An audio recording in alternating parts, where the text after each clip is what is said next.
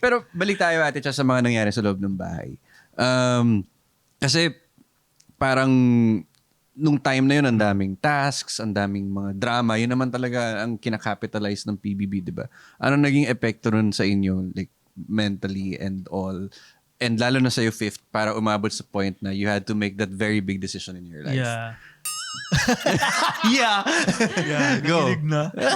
Hindi ako nung umamin ako parang siya, nakakatakot din siya. Like, say God, sorry. Kasi parang, ano ba yan, emotional ako. Actually, after 2 years ko pa siya napanood, yung video, hindi ko siya kaya talaga. Tapos, kasi lumaki kami sa di ba, sa Born Again School. So, parang, it was hard for me to come out there. Tapos, hindi ko alam kung anong nangyayari sa labas, mga ganon. Tapos, parang nagpasok lang na tweet na parang me comparing kay ganyan, na parang si ganyan, mas malambot kay ganyan. Then, syempre, yung mind ko mag-iisip na parang ako na yun, parang ganon. Na baka big deal na siya sa labas, parang ganon. So, yung PBB talaga, masaya siya, pero hindi lang siya puro saya. Meron talaga siyang yung masusubok din talaga yung mental and emotional capacity mo kung ganun. Pero parang nung una parang natatakot talaga ako ganyan, pero ngayon parang naisip ko na parang worth it siya, 'di ba? Na parang at least nag-come out ako sa television, bongga, parang gano'n. Oo, ibang-iba. Gano'n. Diba, hindi lahat ganyan ang pagka-come out. Oo, gano'n. Yung iba, dinadapuan mo na ng parang bottle. Di ba yun yun? Iba yun. Bibira yun, di ba? Iba mali. Iba yun. Tsaka that time, parang nag-come out ako as bisexual pa. Pero hindi talaga ako bisexual. I'm like full-blown gay, ganyan. Parang takot bakit lang ako. Bakit bisexual yung sinabi mo? Sige. Takot pa akong like to make it like fully gay.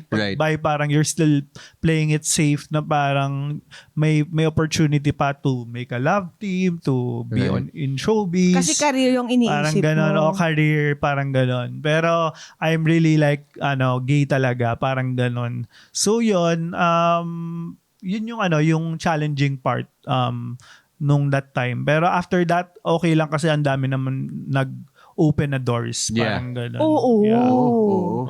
Talagang crucial yung time na yun to come out. Nung time pa na yun hindi pa masyadong accepted. Parang nagsistart pa lang maging welcoming. Parang that time kasi that year, parang ang alam pa lang ng mga Pilipino nun is bakla tomboy. Wala pa yung LGBTQIS+, wala pa yung mga ibang letters. LPG. LPG. Tsaka alam mo, nung nag-out ka, yung tatay namin hindi naman talaga tumatawag. Tumawag siya sa akin. Kaya tumawag. So sabihin, ano to? Tinanong niya. Si daw, sabi ko, kasi ayoko sabihin. Ano yun? So sinasabi niya, si Bobby ba, gay? Nakalimutan ko na yung verbatim na Tapos ako, nataranta ako kasi caught off guard ako na hindi tumatawag. Biglang tumawag. Tapos sa'yo Ito pa yung tanong. tinanong. Oo. Tapos medyo ako, daddy's girl kasi ako So, doon ko first time na-realize na tumutupi din pala ako to a certain person. Buti na lang patay na siya. Pero sana yung nakatupi ngayon? tupi na siya. Hindi, tapos nagtanong siya kung gay nga si Bobby, umamin daw. Tapos sabi ko, hindi. Nagkamali lang kayo na intindi. Pero kasi ang sinabi niya naman talaga, bisexual. Ang akin kasi, kahit sabihin ko yung totoo, nataranta talaga ako. Pero hindi ako proud. Kasi actually, wala kang pakialam kasi wala ka naman dito Kumbaga tatay ka namin, pero hindi ka naman kasali talaga, di ba? So, kahit ano sabihin ko sa'yo, tanggapin mo lang.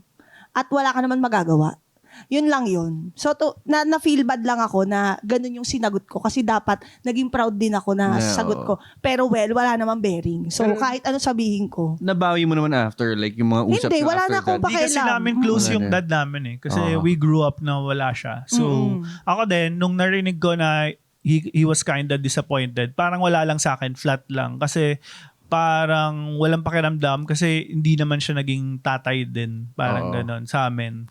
So, akin, no emotion. Like, di rin ako nalungkot, di rin nagulat. Right. Kasi iwalay na sila nung nanay namin. Yung nanay tatay namin, hiwalay na nung pinanganak sila.